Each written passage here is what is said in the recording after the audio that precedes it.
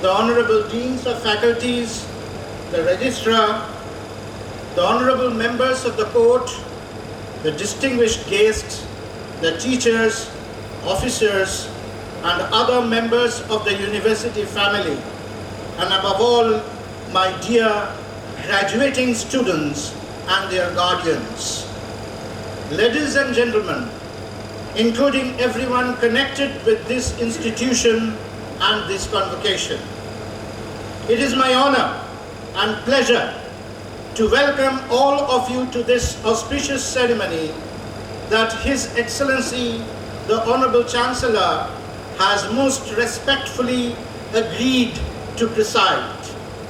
I express my humble gratitude to the Honorable Chancellor for giving me the opportunity to administer the university's activities and directing me to organize this convocation for the students of this university.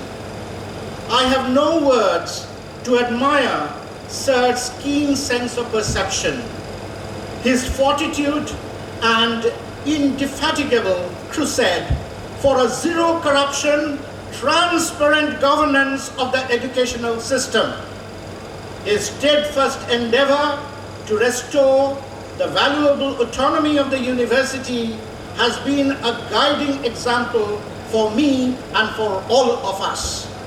I owe to my Honorable Chancellor a sincere salute for the untiring guidance that I received from him during the whole time I have been working with the Qazi Nazrul family. He is like a wise and caring paterfamilias under whom every member of the family progresses to realize his or her dream.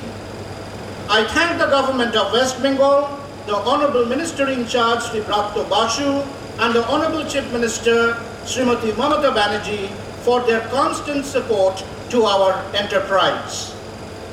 Convocation is a solemn ceremony that the universities of India have been convening from the Vedic times. It is an auspicious ceremony through which the graduating students enter a new course of life. In an address made from Detroit in the USA, Swami Vivekananda underlined the distinctive feature of India that holds her apart from the Western civilization in this, quote, "The highest type of civilization is found in him who has learned to conquer self. This condition is found more in India than in any other country on earth, for there the material conditions are subservient to the spiritual," unquote. Remembered in conjunction with Qazi Nazrul Islam's concern for humanity across classes and creeds, this principle is the foundation on which the education system in India is based. Our students who are graduating through this system are the ambassadors of this institution and our country to the rest of the world. They will be the vanguards in the war for a selfless, sustainable development of the planet universe. True education can be imbibed through Vinaya and Shraddha. The moral principles of this classical education system of our country have been envisaged to inculcate this fundamental human virtue. The curricular reformation brought in by the National Education Policy 2020 intends to impart this value education that had, for a considerable period of time, received short shrift due to a preponderance of an uninformed mechanics of servitude under colonial rule. If we had been capable of rightly extracting the positive virtues of Western enlightenment, we could have been emboldened to discover the conformity of thoughts possessed by, say, the English visionary poet Milton in the 17th century and that of Swami Vivekananda, writing to his friend from Chicago in 1894, quote, "Education is the manifestation of the perfection already in man, unquote.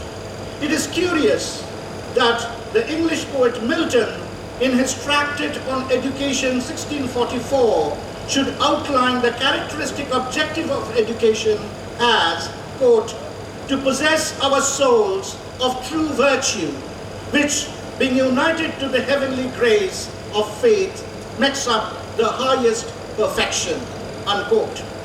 This convocation solemnly reminds us once more that the objective of education is the realization of this perfection.